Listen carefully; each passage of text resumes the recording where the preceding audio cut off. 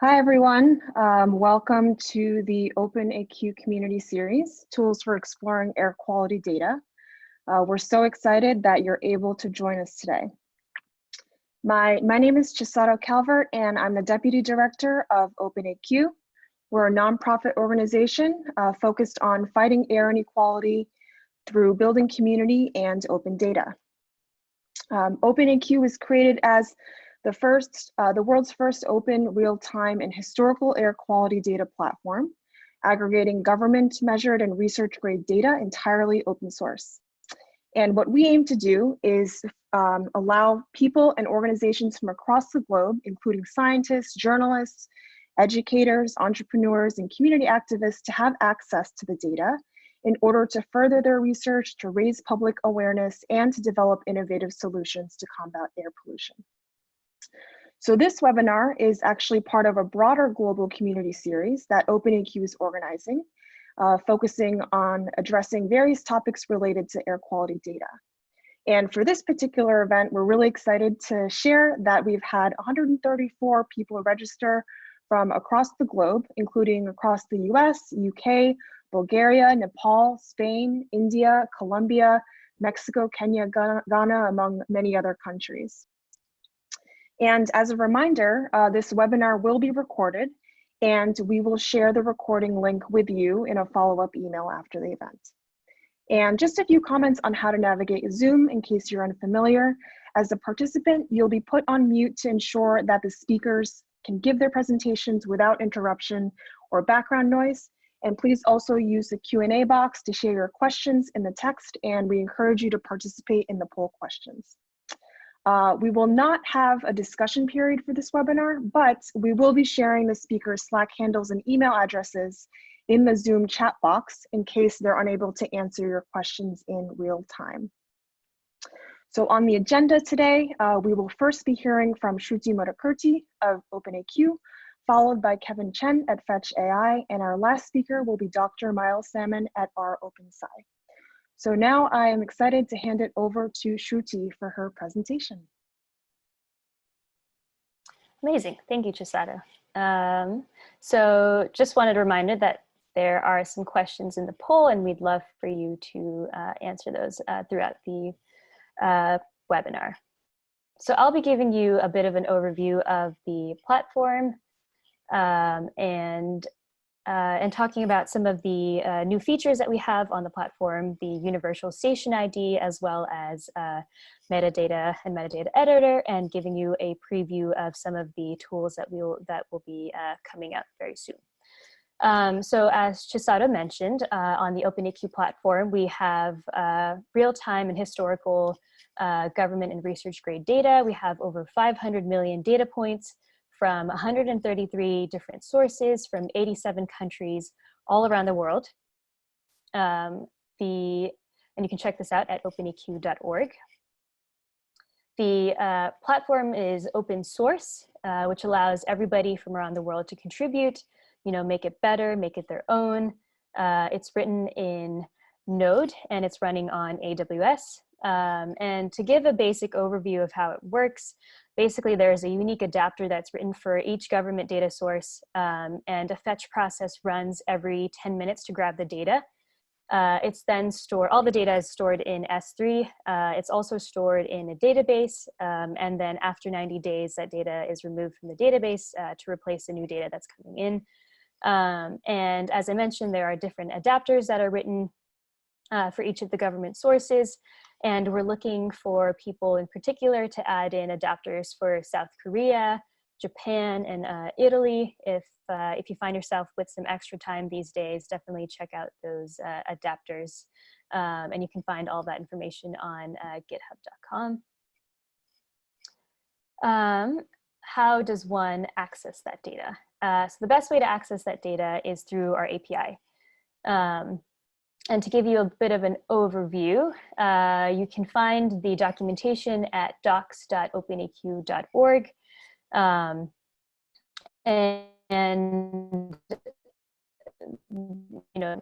example, you can use the latest endpoint, where you can just type in openaq.org /v1/latest, and get all of the latest measurements that we have from all around the world.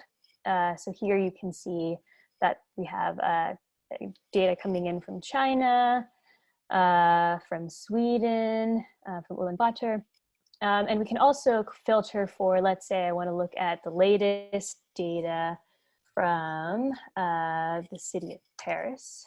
And you can see that it returns 14 measurements from Paris with the latest measurements.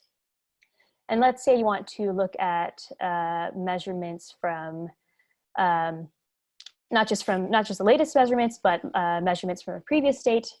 You can do that by using the measurements endpoint. And you can filter the measurements by country, city, location, parameter, coordinates, and also, set a threshold for what values you are and aren't looking for, and also the date. So that's the easiest way to access the data. But let's say you want to access data that's prior to the past 90 days, which isn't available through the API. And the way to do that is through AWS Athena. And you can, the way that it works is you can basically write SQL queries that allow you to access all the data that you have, all the data that exists on the platform. You can also access it through the AWS Explorer tool that we have. You can download the raw data files from S3, but I would not recommend it as it ends up being a lot of different data files, and it's hard to look for the data that you're interested in. So we have a variety of options based on the skills and the purpose to download and access the data. And the community has built tools on top of the platform. There's a Python wrapper, and there's also an R wrapper that Maya will be talking about later on. So yeah, that's an overview of the platform and how you can access it. So we're launching this Universal Station ID. This work was done by Development Seed and Martin Schultz in Germany. So huge thank you and shout out to them. The motivation for having a universal ID was basically that in the past, the location name was used as the station identifier.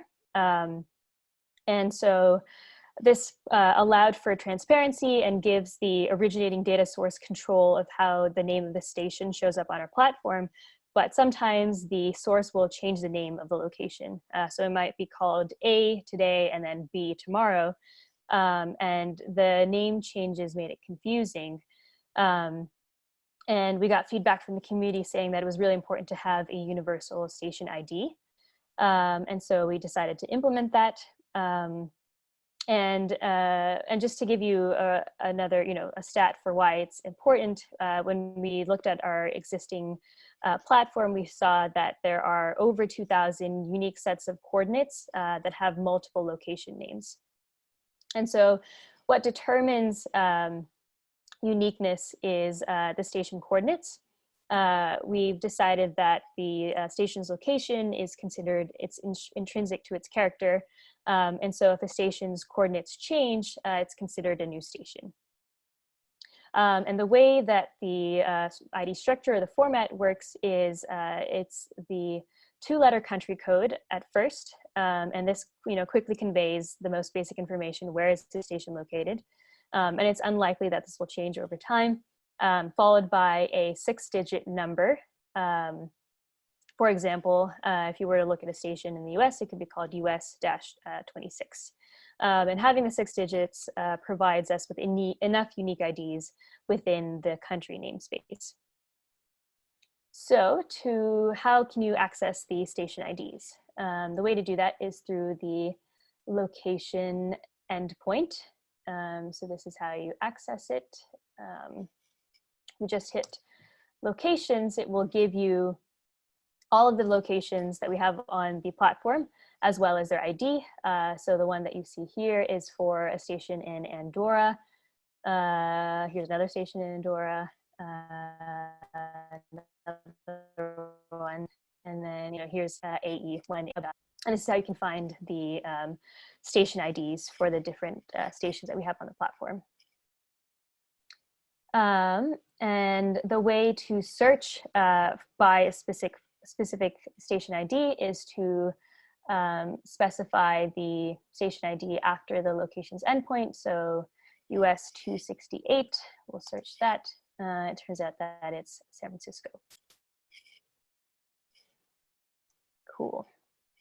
So that's one portion. The other portion is the metadata. And so the motivator for this is we realize that there's a lot of information about a station that's important for researchers to have. For example, like where is the station located? What kind of instruments are collecting the data? What's the model number? Like how is it calibrated? And a lot of data sources provide this information, but a lot of data sources don't. When they do, it's not always programmatically accessible. And so we realized that we needed to collect all of that information and standardize it so that people can programmatically access that metadata. And so the way to, yeah, the metadata format looks like this. And you can find this on our GitHub. It's GitHub OpenAQ. I think there's a link in the chat. But this is what the metadata format looks like. It's similar to our existing data format. You know, you have the city, the coordinates, the country. The new part is the ID that you see here. And then the metadata that we're adding in is, for example, the instruments. So if we were to click on that, you can add in information about when it was activated, the calibration procedures, manufacturer, what parameters does it measure, how often does it report, you know, the type, serial number. You can also, you know, specify things like what's the site type, is it rural, urban, suburban, what's the source type, government research or other. And so the way to actually add in this metadata is by going to the metadata editor, and you can find that at metadata.openaq.org.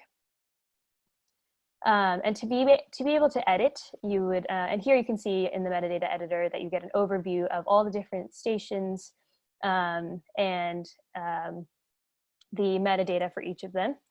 And you can also filter by the country. So you can look at all of the stations in Andorra. For example, you can filter by pollutants, elevation, the site type, metadata completeness. And to be able to edit the metadata, you would log in.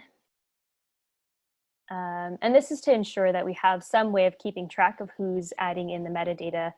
So we can like trace back to see where the data is coming from. So I've already signed up, otherwise you could go here. And I'm just gonna log in with my Google ID, openaq.org. So now I'm logged in and I can start editing the metadata. So let's say I wanna go to station in the United States. Let's check out this one. So this is Leavenworth. It says does not have any metadata. So edit this location. So here you can see an overview of the station and the existing data that we have. And then here's a form that you would use to put in the metadata. So you'd have the name, and you have these handy information tooltips on the side to help you figure out what exactly each attribute is in case you are confused or forget. So for site type, it's the type of area that it's located in. So there's the site details that you can enter in. There's maintenance information about the instruments, you know, what's the type, serial number, manufacturer, what kind of parameters does it collect information about, and yeah, inlet height, any notes, you can add in instruments, and then you would go and click save location. So this platform that we, this metadata editor is brand new. So we definitely invite people to add in information. Yeah, and you can, you know, through government websites. You can also observe things about a station in your area and add that information in. So how do you access this metadata? The way to do that is, again, through the API, and you would use the location endpoint. So you would specify what the location is, and then you would add in the attribute metadata equals true. And so if I enter this, you can see that it's the San Francisco station. And then at the bottom, you would be able to see the metadata. And because this is a brand new platform, we currently don't have metadata for this station. But once we start getting in that information, you'll be able to see metadata version, metadata user ID, who added it in, when was it last updated, and how complete it is. You can also filter through the metadata itself. And so, for example, you can search for sites that have specific site types. You can also look for a specific activation date, how complete it is, and also the inlet height. So that is an overview of how to access the metadata, how to edit the metadata, and the motivation behind having the metadata. So in terms of what's coming up next, we have the averaging tool. So this will be an endpoint that we'll be adding to our API. The point is that we have all this data, and it'd be really great to get some quick stats. And so this tool will allow you to easily calculate averages. You can specify spatial and temporal resolution. So you can say, I want the daily averages on a station level, and it will give you back that information. You can say, I want to look at, the country over this past year. So you can say, I want the yearly average for a country. And, this process that would normally take a matter of weeks, you're able to do in a matter of seconds because we have all of that data available. So this is still in development. And we'd love to get feedback on how this should be designed, how it'd be useful for you. And the way to do that is to go to the API, the GitHub. And you can, there's the project OpenAQ averaging, and it just describes the project, the motivation behind it. And if you check out the issues, you can see the current discussion about how it's being designed and add in your information or your thoughts there. The other great project that we have coming up is the low-cost sensor platform. So far we focused on government data, but we realized that there's a growing appetite for low-cost sensor data. A lot of consumer devices, citizens and scientists setting up networks around the country or around the world, especially in countries and spaces that where government data isn't available. And so we see value in aggregating all of that data into a platform similar to what we've done with the government data. And so we'll be piloting a platform later this year. So definitely stay tuned for that. And a shout out to Climate Works Foundation and the Clean Air Fund, who've enabled us to do this work. And with that, that's an overview of the OpenAQ platform, overview of the new universal station ID that we have and the metadata information. And I will hand it back to Chisato to introduce the other panelists. Thanks so much, Sruti, for your presentation. Just as a reminder for all of you who just tuned in, the links to the OpenAQ tools and resources that Sruti gave an overview of is actually available in the chat box. So definitely take a moment to check that out. Well, thank you, Sruti. I'm excited to introduce our next speaker, Kevin Chen. I will turn it over to you, Kevin.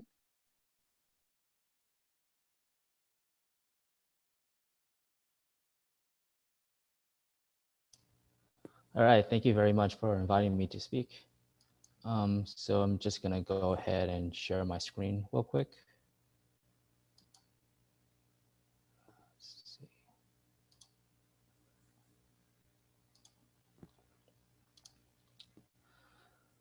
Can you see my slides? Okay, cool. Oops.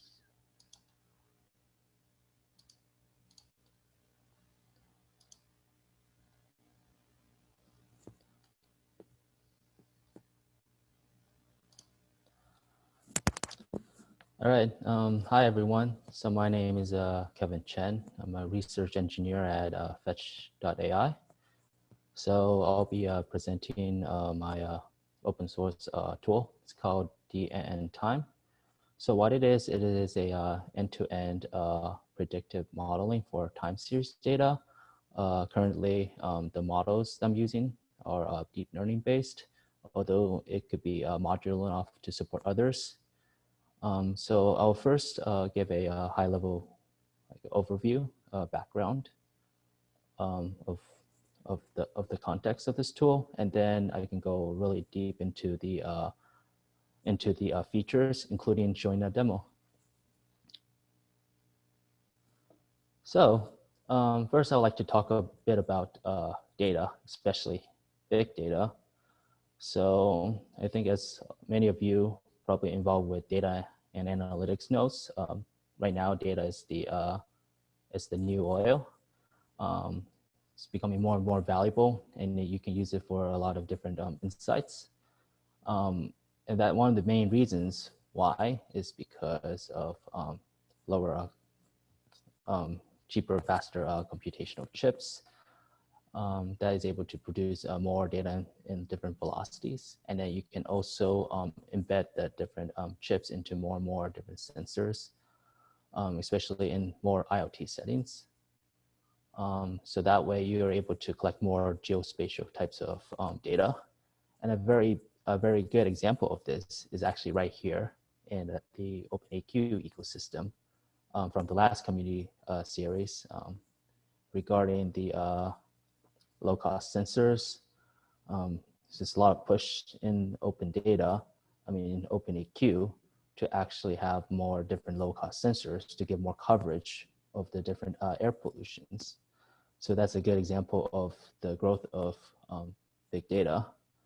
So there's one thing is the production of data, but the other thing is how it could be used, how to generate real good insights and analytics to it, and prevent the production of the big data from becoming unused.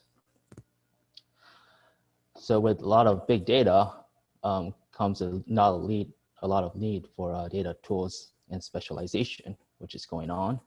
I think back in 2016, I think data scientist is kind of pronounced as the like the sexiest job in the 21st century. But right now, there's more and more different specializations in this field, from data engineers to their processing the pipelines, to more of the machine learning engineers who are actually doing more of the modeling, to even more subspecialties such as deep learning.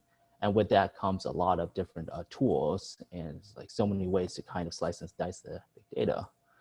So how do you actually get started? How do you get started to make the most use of all this data? So the first way is that you actually hire all these data engineers, specialists, modelers, and that's what a lot of the big companies are doing. But that is actually becoming very, very expensive, especially with fast streaming data, etc.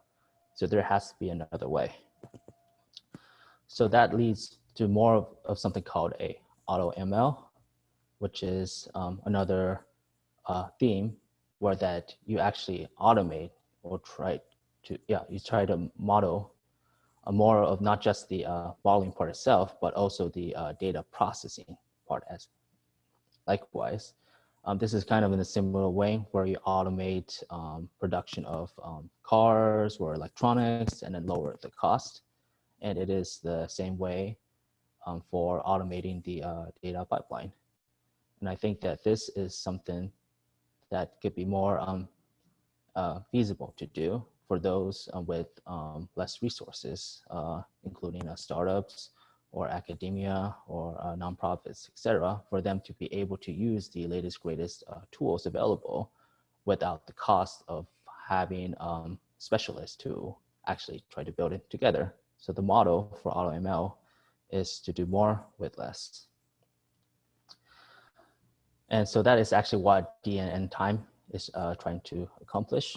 So what this is a end-to-end deep learning predictive modeling pipeline used for time series data.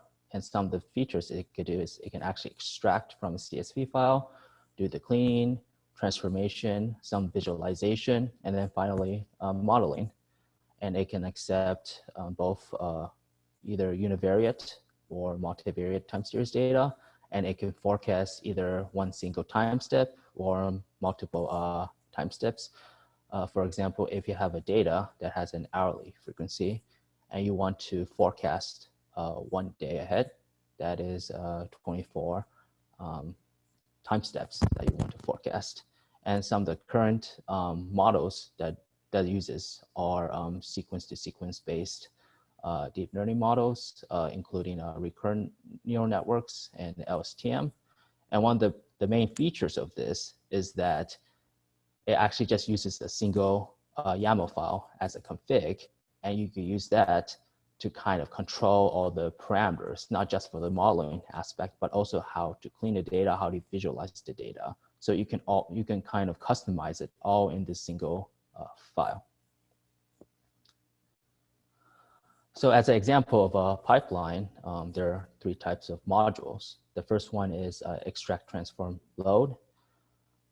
So what this does is this actually a pre-process or manipulates or transform the data in some aspect before passing it into a module. The second one is exploratory data analysis module.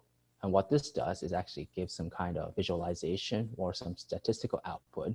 It actually does not transform the data in any sense.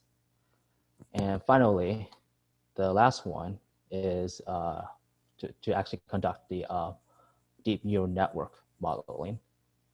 And what DNN time does is that you can actually kind of customize, remove the models, or kind of rearrange it if possible. So you can actually kind of create your own pipeline using the YAML file. So with all that said, let's go ahead and actually do a demo. If you go to this link, this will go to my GitHub page with this presentation. And this has some descriptions about how to download it. So I'll first go to example data sets, OpenAQ, and let's pick one for Delhi and take a look at the raw file. So I got this data set from the OpenAQ S3 bucket using Athena, first extracted. I got the dates from beginning of 2017 to December of 2019 for Delhi.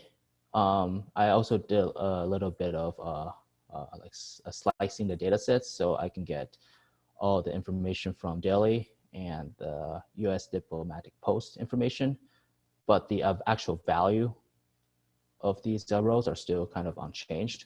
So this is the input data set. Then this is the config file right here. I call it collab config. So this is the place where you can actually customize all the different modules. So first I have the ETL1, ETL2, ETA1. So this, just to kind of run real quick, this extracts the data from this CSV file, which is here.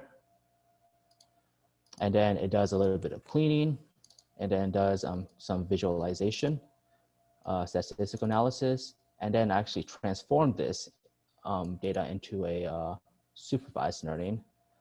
That way you can actually put it into neural network models and then actually train. And then here is where I run the models, and a lot of the different features you kind of have to put into like a neural network tool such as Keras or TensorFlow. For example, what's the batch size or number of layer you can actually just customize it right here in this YAML file. So going back to this slide, as you can see, all these modules are tuned through this YAML file. And now this is the Jupyter Notebook on Google Colab. And what's really cool about Google Colab is that you're able to run GPUs for free, which is nice because with GPUs, you're able to run neural networks 8 to 10 times faster. So actually I ran this a bit. So all the results are shown. So first, in order to use this tool, you set up some dependencies, and all you need to do is to pip install DNN time. And in this case, for Google Colab, I need to use the authenticator, Google Drive, to actually extract the data. So I got the Colab config YAML file here, which is this, and this config file actually points to the file of daily CSV as the data set. And once I got this file, all I need to do is to import DNN time and then just run it, run this config file, and it does all the things for you. So if I can scroll all the way up, let me see. So by running this file, it sets up all these different steps right here from this slideshow. And then if you scroll all the way down, it first extracts step 1 is to extract the data from source, which is the file, puts it into a data frame, and you can actually see the data frame right here. And then the next step is it will clean the data. Examples include that in this data source, I think the datetime was reversed. So when I run this module, it automatically make it in order, the time series in order. Also remove the time zone for this as well, which is more useful for later on processing. And then it actually also gives plotting the steps right here. So then I'm using Plotly. It's a pretty nice visualization package for Python. You can scroll in, scroll out. So in the cleaning here, one part is that I took away all the negative values. Although I haven't really done much regarding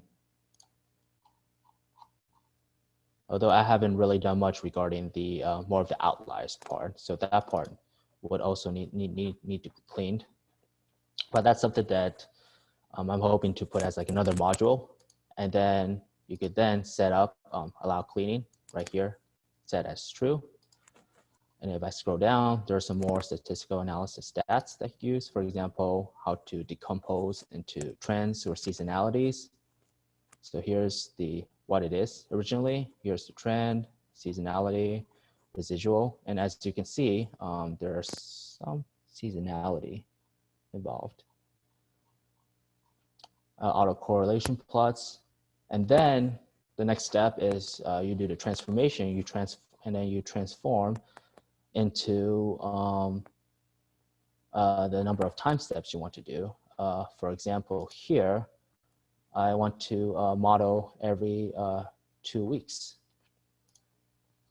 And then, so 12 times 24 is 336. That's the shape.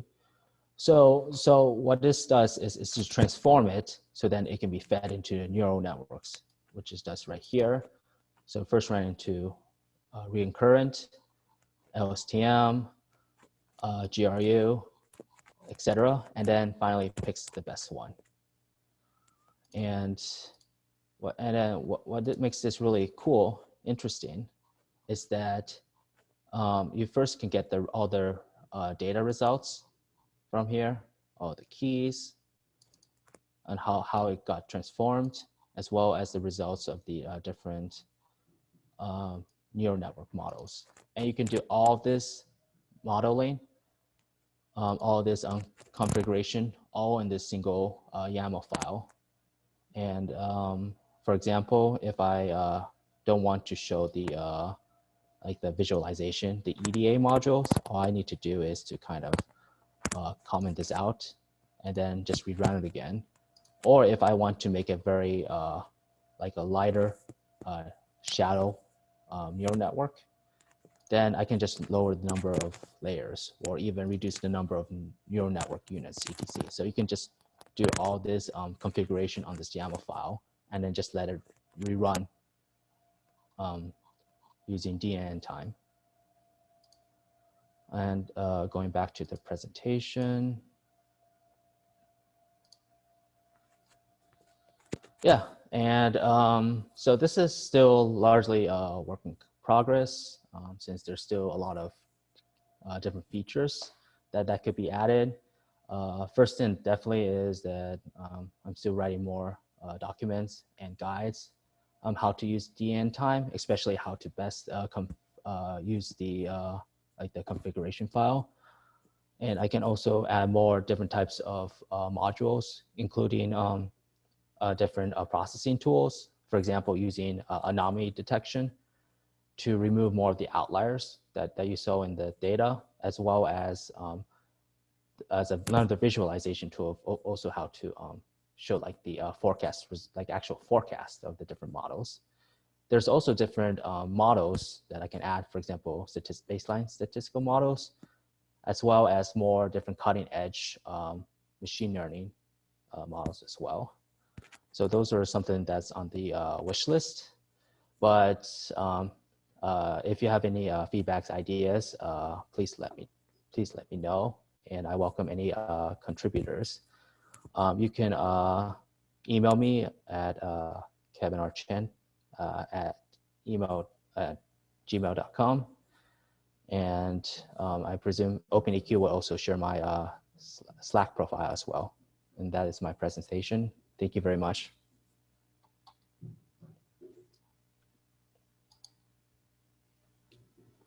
Thanks so much, Kevin, for your presentation and demo. For those who are just tuning in, if you haven't had a chance to do so, please take a moment and complete our poll. Your feedback will be really helpful to us in informing and shaping the tools that we're continuing to develop and improve at OpenAQ. So thank you in advance. Now, we're very excited to introduce our final speaker, Dr. Maëlle Salmon.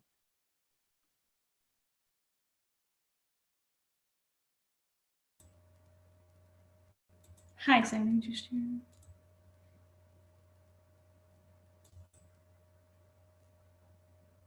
Can you see my slide?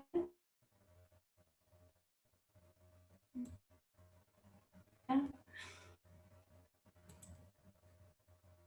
Cool. So in my presentation, I want to explain to you how to get OpenAQ data into R using my own package, but also other tools. And I also want to explain why you would get data, why you would want to get data into R.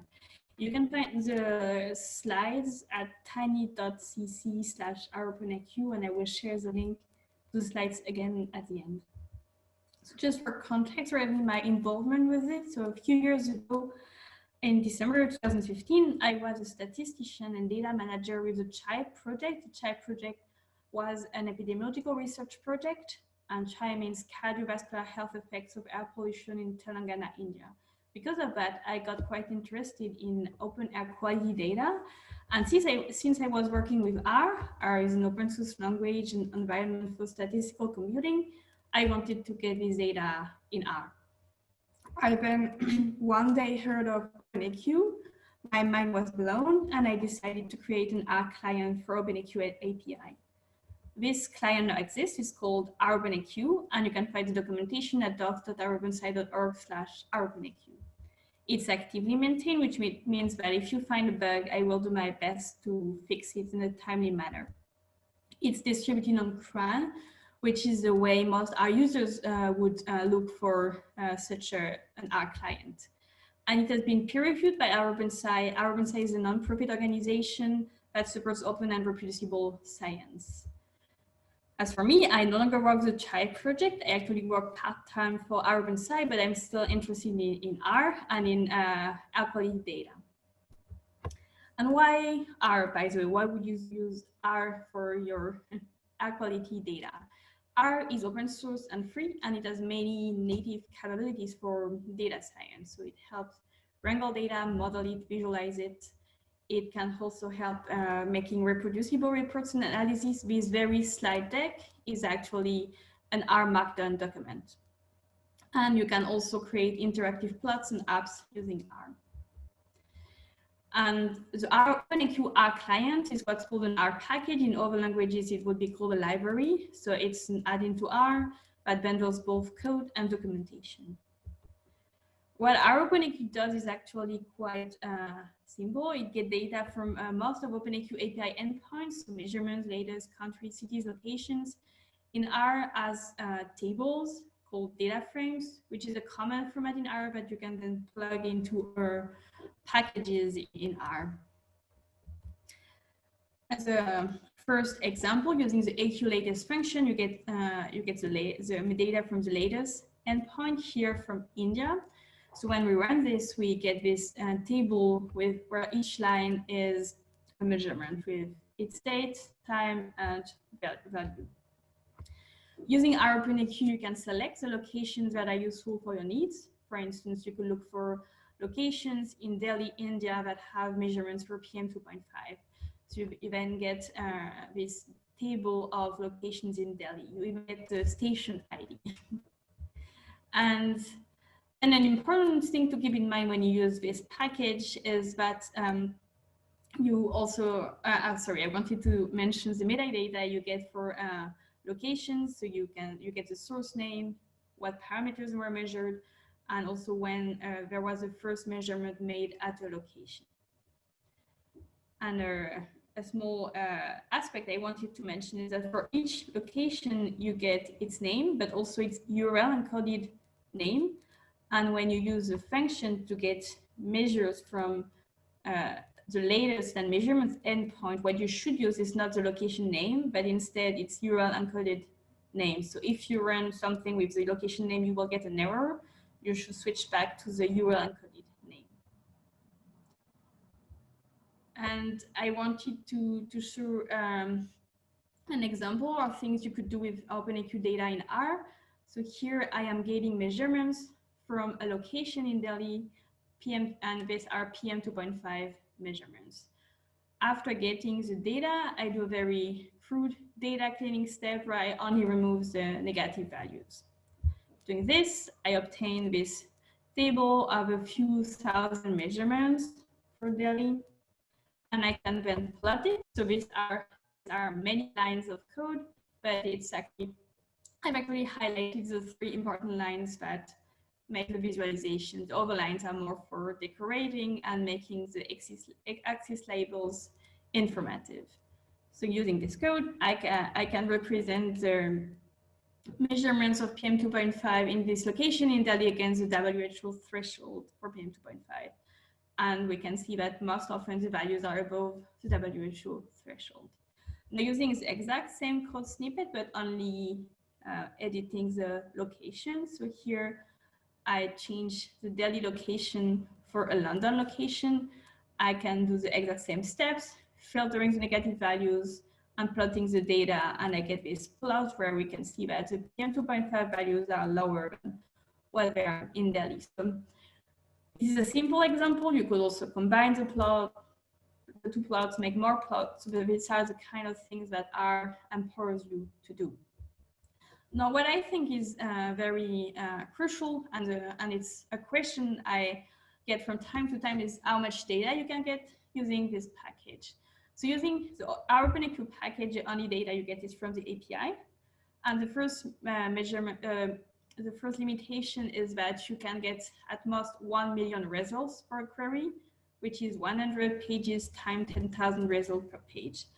When When you use our OpenAQ, you don't need to worry about page and limit because our OpenAQ will do the different queries, HTTP requests for you, and you just need to wait a bit. So if you use the AQ measurements function for India and wait a bit, you then get a data frame of 1 million rows. But the problem is that this is not the number of measurements there are for India via OpenAQ API. So if you look a bit into the attributes of this data frame, you'd see that there are actually 29 million measurements for India that are accessible from the API. So how would you get more than 1 million results per query? So you could actually split your query if you use date from and date to. So you split the query in different time periods. This way you can get more data. Or I think that's the best way to do that if you want more data than 1 million results for query, or if you want data older than the last 90 days. As Sruti said, you can get the whole OpenAQ archive from Amazon Web Services Athena.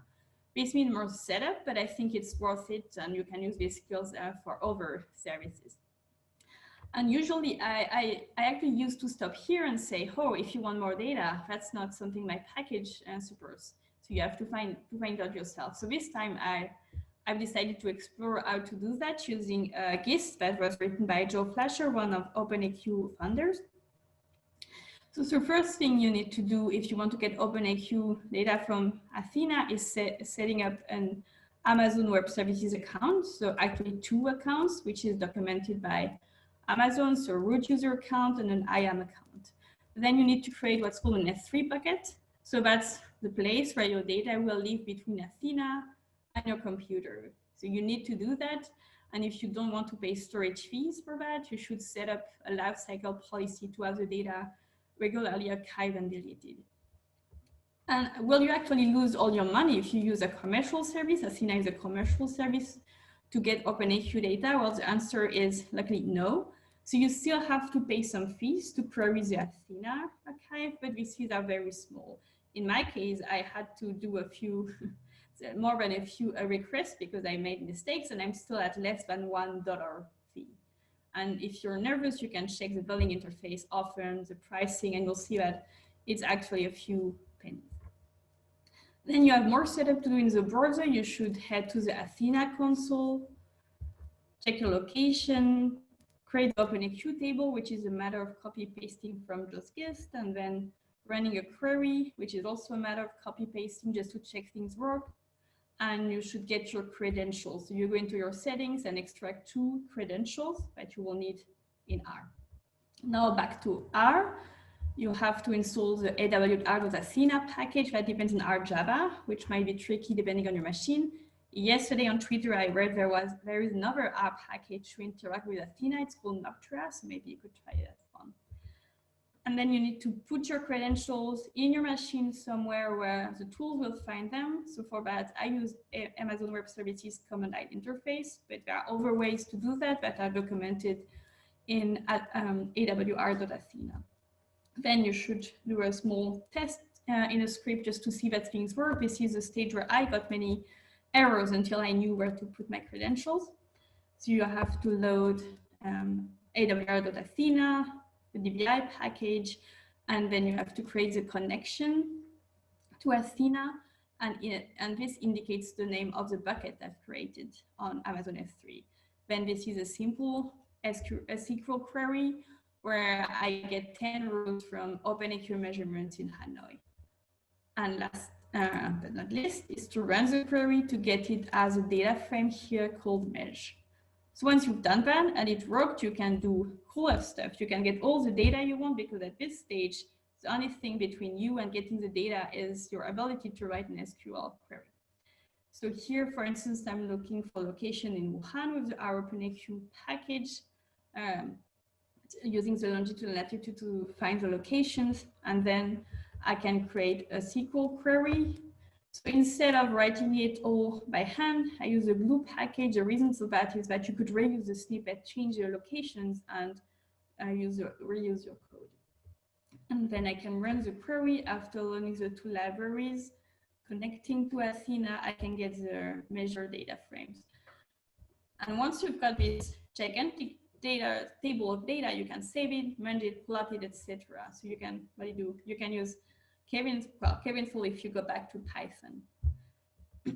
And so if you want OpenAQ data in R, in short, if you use my package, our OpenAQ, you only get data from OpenAQ API, which means you only get data for the last 90 days.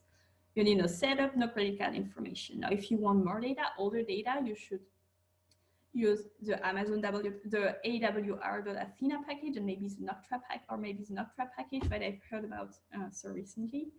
And you need more setup, and you will have to pay a few, not even a few dollars for that.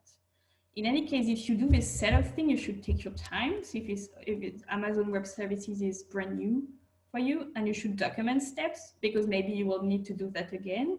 Or if you get a problem and need to ask someone for help, it's good to really be able to tell what you've tried. Like, for instance, what account you've created and how your S3 bucket is called.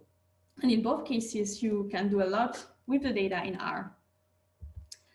And as a conclusion, why would you use my package? You should use it if you want OpenAQ API data in R, or maybe you don't need that. But if you want to learn R, I think it would be an interesting data set to use to try and learn R.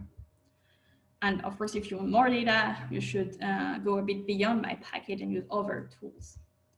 If you want to learn R, I've put links to a few resources. So I would recommend the R for Data Science book, the resources listed on the R Studio Education website, and this Coursera specialization. I've also put links to resources to learn important skills when you use R, how to get help, and how to keep up to date. For instance, if I didn't read the R news on Twitter, I wouldn't know about this new package to interact with Athena. And if you want to contribute, I would be happy for you to do that. So the first thing you can do is report your use case on the R OpenSite forum, so that I might know what's done with the package. If you want to contribute to docs and code, this is a great idea. Let's first talk in an issue before you make any pull requests. You would learn about our package development, and in particular HTTP requests, asynchronous queries, and tests with mocking. And if you don't know what these things mean, that's fine. You would learn that, and you don't need to know everything to contribute. And if you find a bug, please also report it on GitHub. And I will end with this diagram that my husband drew for me, where you can see that you can get OpenAQ data into R using these two methods. So either the OpenAQ API with my R OpenAQ package, but then in this case, you're limited to the last 90 days. Or you could use OpenAQ data on Athena, in which case you get all the data. You need more setup, you need credit card information, and here you can use Amazon Athena package. And once you have the data into R, you can use it for data visualization, interactive apps, or reproducible reports. Thank you.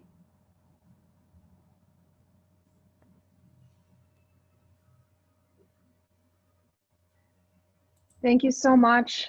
Thank you all to our panelists, Shruti, Kevin, and Maël, for your wonderful presentations.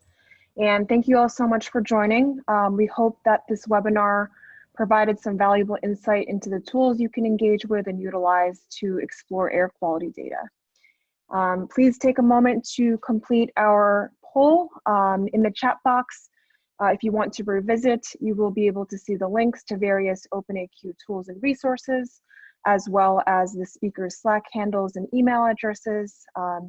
So please check that out.